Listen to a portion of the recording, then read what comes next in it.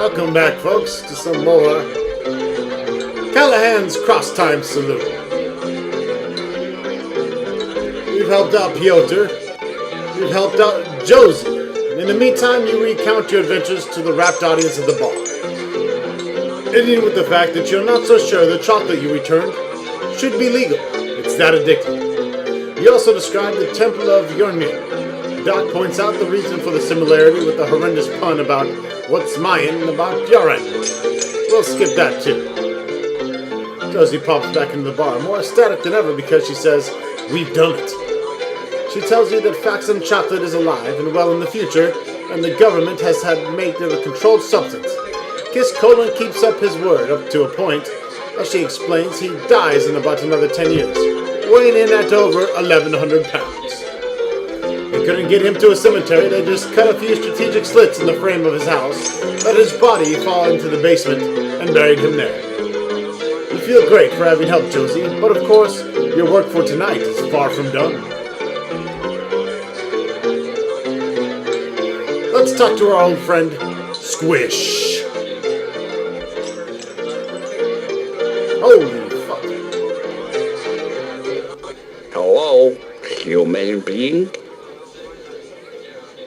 How'd you happen to wander in tonight? For reasons unknown to me, this structure appeared on my monitor. Other Earth structures do not appear. This seemed worthy of investigation. Perhaps it was an anomaly. Not a chance. Hello? When's the last time you called your mothership? I'm sure she worries about you. I contact the mothership on what I feel is a frequent basis. Yet this always seems insufficient to her.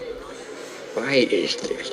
She's your mothership. That's just the way she is. Sometimes I feel that I cannot make the mothership pleased, no matter what I do. That's the nature of motherships. It's almost as if they're not happy unless they have something to complain about. Hello? Tell me about your race. Our planet is our system for government is and our chief exports are and what else would you like to know? How many arms exactly do you have? Up to 6. 4 normal, 1 retractable, 1 inflatable. What's the inflatable one for? Water beans to cascade out of Squish's eyes and orange spots blossom all over his face. You decide to drop the subject before he drowns in humiliation. Hello? So, how's things on the home world? My world, very confused. Civilization there is, doing conversion. Is millions of your months old. Then, 3 weeks ago last Tuesday, we discovered beneath the surface of the planet technology far beyond ours. Initial thought is that planet is really spaceship disguised as planet. But when we entered inner core of spaceship, we find this is the part I like. Inside spaceship is enormous asteroid. So you thought you were living on a planet, but it's really a spaceship made to look like a planet, and the core of your planet is an asteroid inside the spaceship.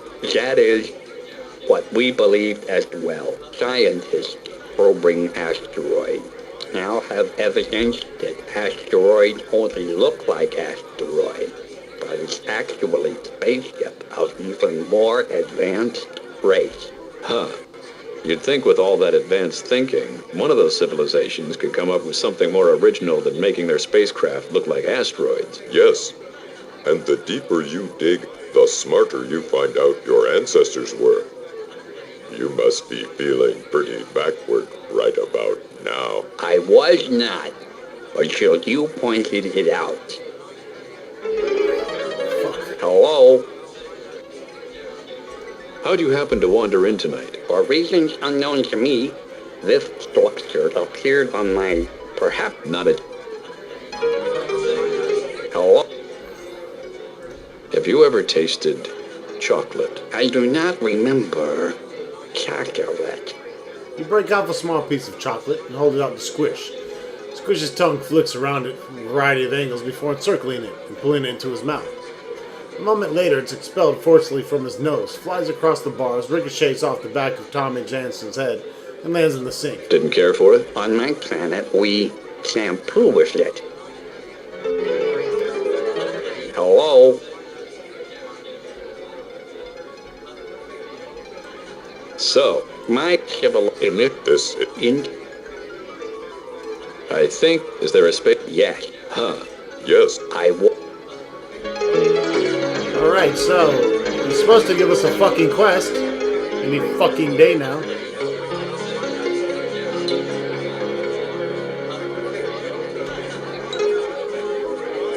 Hello? Tell me, Our... What else would... why are you visiting Earth? Squish's eyes begin to dribble tears freely, and small orange blots break out of his nose and cheeks. It's voltage. I believe you've embarrassed him. Maybe they need women. Good luck. Squish wipes his eyes with the back of a claw. If I explain, will you help? Yes. Are you prepared to help me? Does he have to decide right this moment? No. I will be here for an indefinite period of time. You may inform me of when you are prepared to hear me out and help me. Nope, let's go for it now. Anything else I need to do here can wait till I get back. Squish's eyes begin to flow freely again, this time probably out of gratitude. Whatever this guy's been sitting on, it's been burning a hole in his heart. I've already told him about the option, so he knows the routine. Sure enough, sniffling and fidgeting, Squish ambles over to the chalk mark. Everyone shuts up. Some of them even recognize Squish's attempt to clear his throat. To self-determination. He throws his glass into the fireplace. Do I reveal now? You don't have to say a word if you don't want to. I very much want to. I come from a planet that your scientific community has not yet discovered. We have been keeping it a secret from your race for tens of millions of your Earth weekends. We have been observing the progression of your technology. You are now showing early signs of movement within space. The Zikr are alarmed that your maturation is not commensurate with your technological ability. Your technology is used for the subjugation and destruction of your own kind. It has not been our desire to impede your exploration of all that is beyond your planet. But we have attempted to lessen the aggression that remains within you. Within the orbit of your planet, we have situated an unoccupied satellite. The satellite emits a pulse targeted. He directs a look of confusion at Mickey Finn. Squish isn't too familiar with the language yet. The satellite he's talking about emits a pulse tuned to the molecular frequency of the hormone testosterone. Somehow, the pulse makes the hormone dissipate, though he himself isn't sure whether the testosterone undergoes a shift that renders it inert or lessens its effect, or if it is actually leached in some fashion from the human body. You and Noah exchange a glance, which would explain a recent downturn in bombings and terrorist activity. Maybe that's why I've been a little off. It certainly explains why I've been a little less testy. Oh, very funny. You couldn't even make a hormone with that one. Why are you telling us about this, Squish? Wouldn't be the first time we've had illegal aliens seeking asylum here. I cannot refuse the will of the executable district. I, however, to retain the ability to speak out against the action taken against your planet. To my mind, subjugating a planet in the name of peace results in a false peace. If you're looking for absolution, you're going to need to help us find a way to destroy that satellite. You know that, don't you? I am here as its on-site installation technician. The interconnection of my mind with that of the little kisses prevents me from overt interference. Squish digs into his pocket and extracts something that looks vaguely like a keychain. He flings it to the bar, sliding it several feet away from him. Oops. Now I have lost the key to my shuttle. Squish, what would happen if somebody other than than one of your people took your shuttle? Could they destroy the satellite with it? No, the shuttle offensive systems will not fire upon friendly hardware. But, theoretically, if one were to dismantle the correct emitter circuitry and render it inoperable, the Zixler might not be able to detect this. But if I were to find out about it, I could not help but report it. Well, I think I'll go outside, get some air. You immediately walk over towards the bar. Squish pretends to notice some dirt under his claw as you quietly fold your fingers around the keychain and slip your hand into your pocket. Think I'll go with you.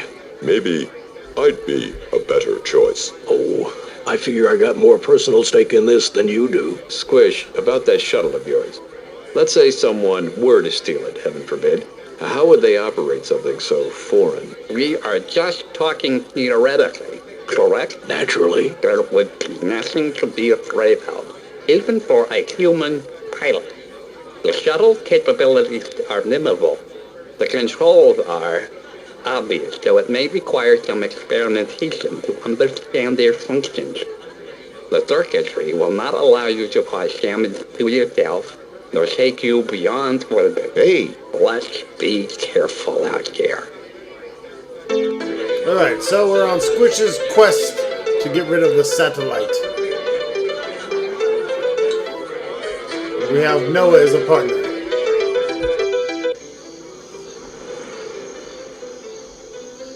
Motorcycle roadster, pavement, police car, motherfucking street car, neat car, Alright, let's use these crazy keys. Holy shit balls! You push the button on Squish's keyring and the ground trembles for a moment as a large spaceship warps into view.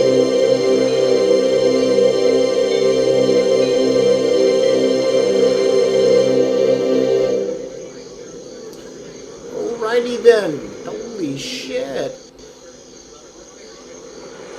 Wow, I want one of those. You step on the platform, Noah right behind you, and it whisks you into the shuttle.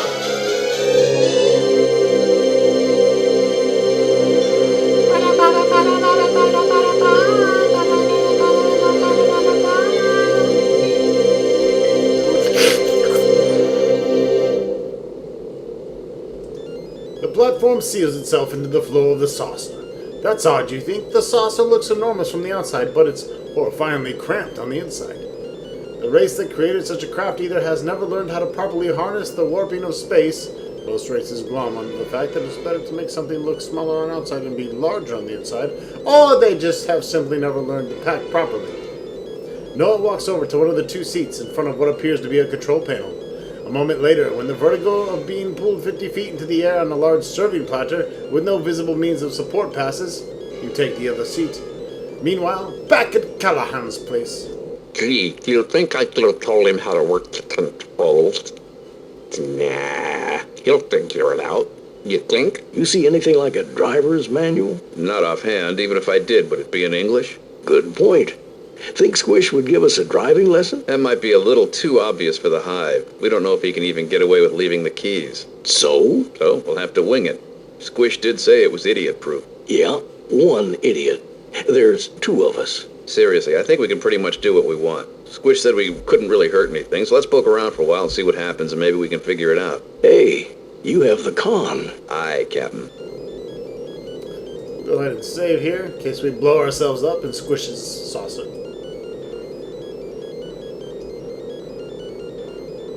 snacks. We have a can. We have some books here. Some garbage. Some sushi. Oh, we're taking the sushi. I fucking love sushi. Because it's a fake palm leaf. I still have my chocolate bars, some morphine, a pencil. I was letting me keep some of my shit. How sweet.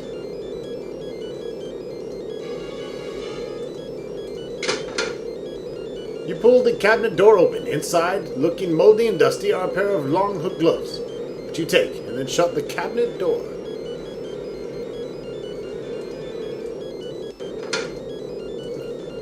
You pull the big stuffed bulky suit out of the locker. My God, look. It's still unwrinkled. Hey, this really must be a superior race. Yes, and it explains why they never had to learn to pack properly. You pull the helmet from the locker, knock a few tiny multi-legged robotic spiders from it. Carry it with you.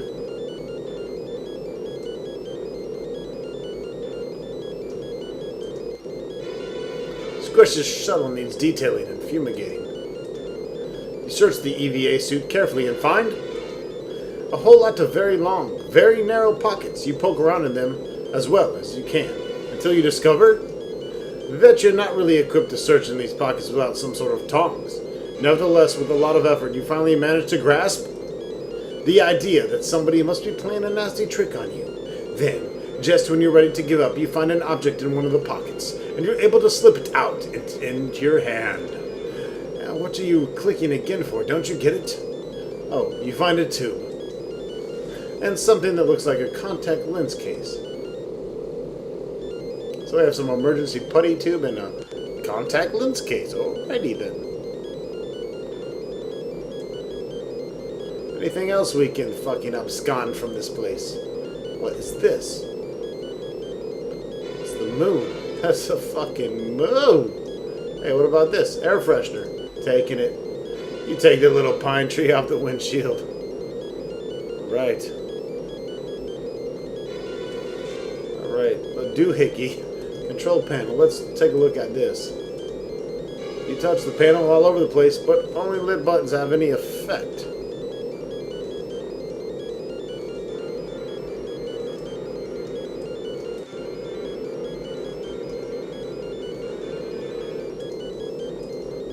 The wide control panel is no doubt perfectly comprehensible to the alien mind, but the symbols and organization are completely unfamiliar to you.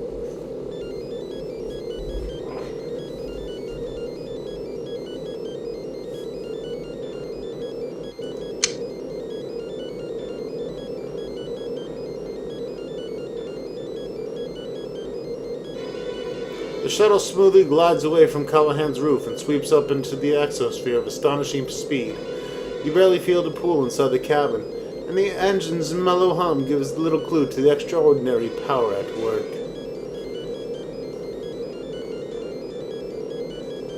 So, that must have been the takeoff button.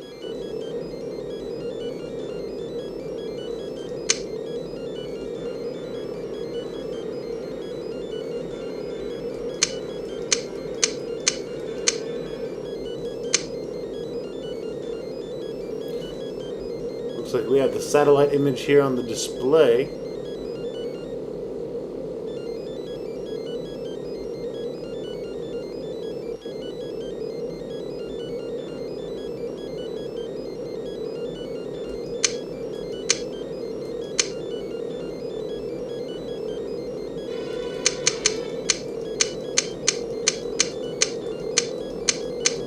We are increasing speed.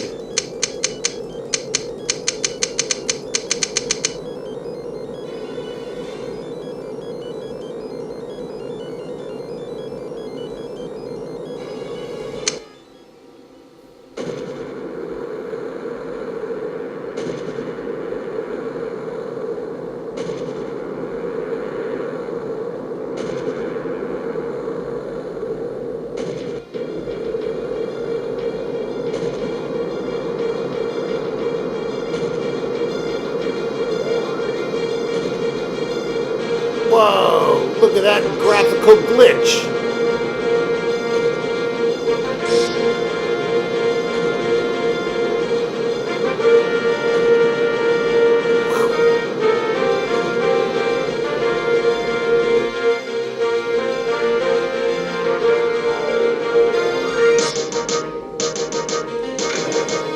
After the docking procedure, you unfasten your seatbelt and realize for the first time you're weightless. Incredible.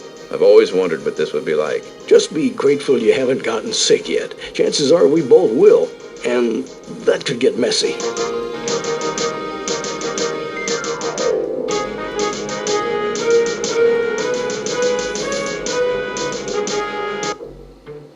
Alright, so now that we've gone through the hatch,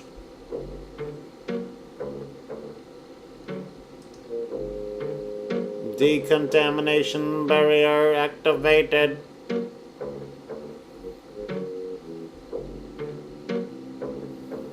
You cross the threshold into the corridor. Immediately it fills with a vapor that reminds you of the pine-scented sawdust your grade school janitors used, only 100 times stronger. Your eyes tear uncontrollably, your stomach heaves, and your lungs feel as if you'd stuck your head in a bucket of glowing embers and inhaled deeply. You stumble back out of the corridor, unable to make more than a meter's progress. After a while, your eyes and lungs clear and your skin stops burning. Meanwhile, back at Callahan's place. Say, do you think I could have told him how to get past the decontamination procedure? What am I saying? He'll get through it in no time.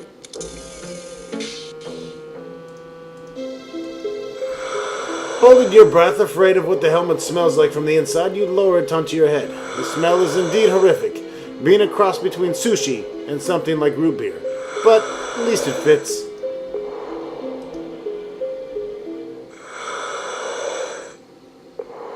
You enter the corridor again. Once more, you find the vapor powerfully toxic. Barely able to pull yourself out of the corridor before passing out, you find you have to rest even longer before getting to your feet again. The decontamination gas is still leaking into the suit through one or more of the 4 armholes. Ah. This suit wasn't made for a human, it was made for a 19-armed son of a bitch.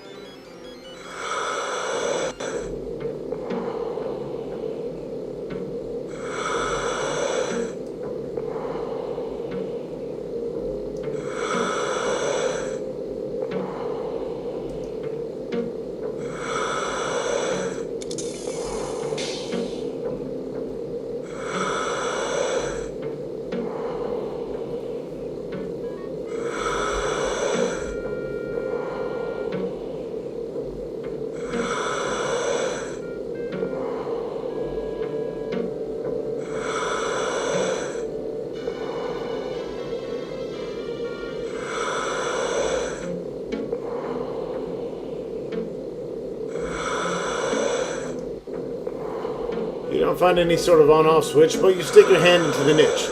Immediately your hand is bathed in a weird light, so you pull your hand out again, before it can be fried or removed or anything. Apparently the only way to activate this device is to put things into it. The something or other. What are we going to do with these something or other?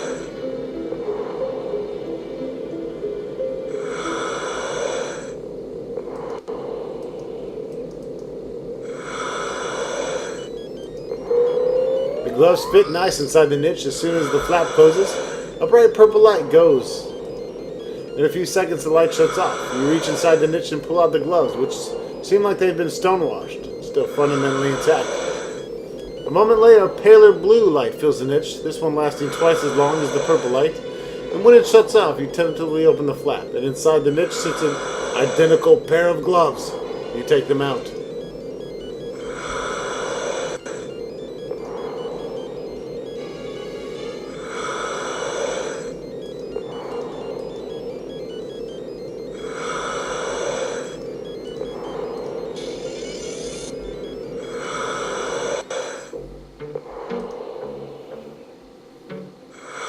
The vapor blocks your vision, but does not seep into the suit. You easily are able to traverse the corridor. Noah, who is not equipped to pass through the mist, is left behind on the other side of the chamber.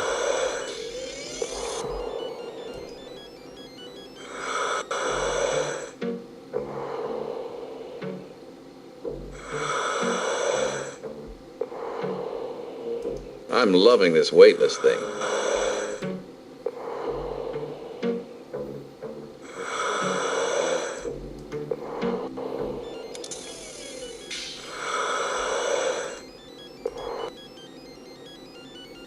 Looks like we have a conveyor belt where we can send everything back on.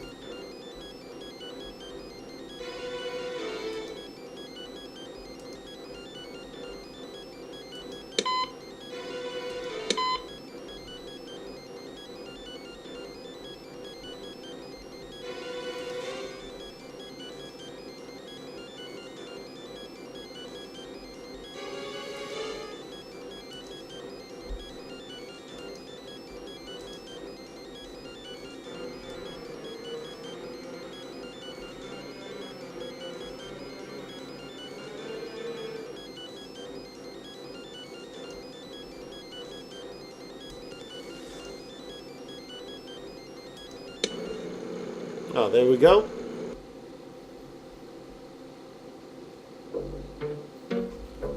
Get that shit on, Noah. Noah puts on the suit and passes to the mist to join you. He then removes the suit, helmet, and gloves and returns them to you.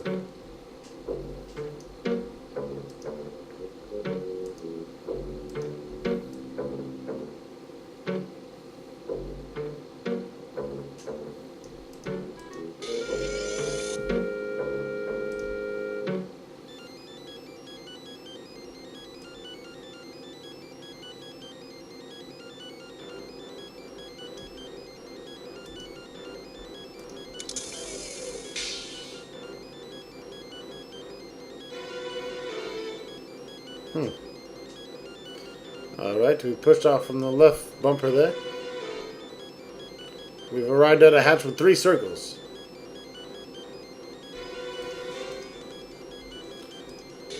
Whoa! Meanwhile, back at Callahan's place. Do you think I should have warned him about the maintenance security robot? Well, they'll figure out a way.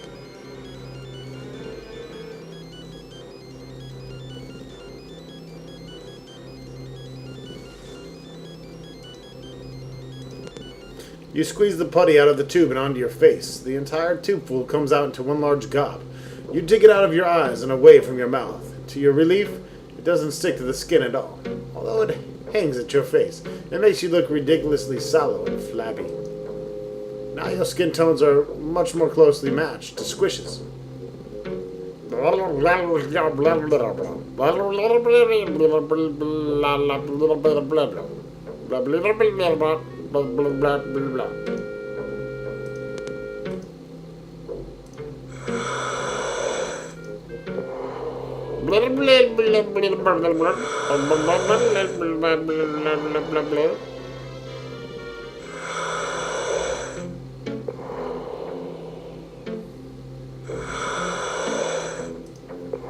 In an attempt to imitate Squish's green, fleshy, beard-like appendage, you stick the bottom end of the air freshener into the putty in your face. It sticks nicely into place.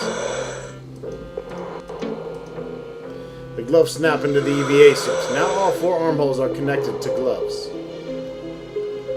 What else can we do? Stick some fucking chocolate up our ass?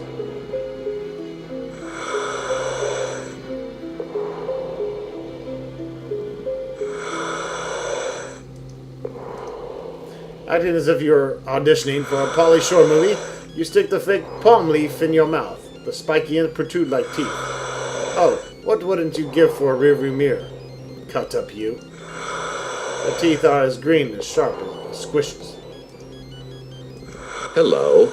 Nice robot. Good robot. There's a good robot.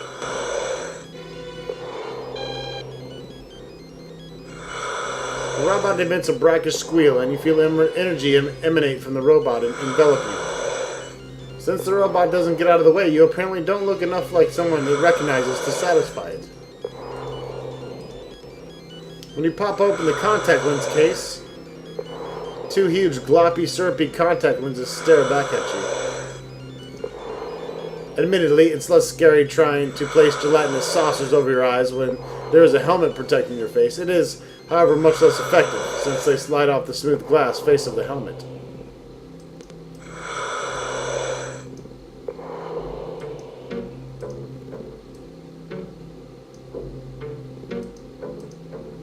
Maintaining as little fingertip contact as possible with the spongy gelatinous disc, you remove them from the case and plop them over your eyes. You look like one of the characters from Margaret Kane painting. You know, the kid with the huge, sad, probably myopic eyes. Your eyes now resemble Squish's eyes.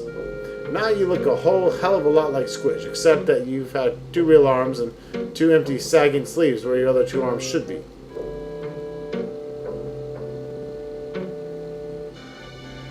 And I guess we'll pick this up in the next video as we try to figure out how to get past this fucking robot and how to look more like Squish.